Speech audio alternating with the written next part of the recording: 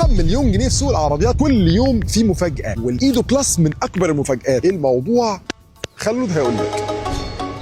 فيرست اوف اول، موتور 1500 تيربو، 178 هورس باور و300 نيوتن متر، وفتيس دي سي تي 7 سرعات ويت او مبلل. فتحات هويه حقيقيه ولمسات شبه الكربون فايبر. تقول لي يا خلود كده شبابيه ورياضيه، صح؟ رونج. اختها اليوني في هي السبورتيف ورياضيه، لكن دي عائليه، وده باين بقى في المساحات اللي جوه واسعه. ومن اريح الكراسي في العربيات اللي تحت مليون جنيه. انا بحب اقعد مأنتخ، ودي ممتعه في الانتخ. وشاحن وايرلس ومقبض فتيس مريح، ومساحه تخزين هنا ومساحه تخزين اكبر تحت. والدريكسيون عبيط جدا، مش مفهوم شكله لكن مريح عشان تشوف العداد من فوقيه. وبمناسبه العداد، شاشه العداد نايمه، لكن الشاشه اللي في النص واقفه وكبيره قد الدنيا. وطبعا فيها ابل كابلاي واندرويد اوتو. والكاميرا دي مخوفاني الصراحه، كل شويه بص عليا كده، بس ليها ابلكيشن. واولموست مفيش نفق فتيس مكان الموبايل. فتحه يو اس بي اي مش يو اس بي سي، قديمه شويه. وفتحه تكييف واحده. شكل العربيه بالنسبه لل 999900 دول انا شايفه جميل جدا، بالذات بالفوانيس الليد دي. اي نعم هي مكمله ورا لحد الرفرف عشان تفكرك انها صيني. والجنوط هنا التو تون مقاسها 18.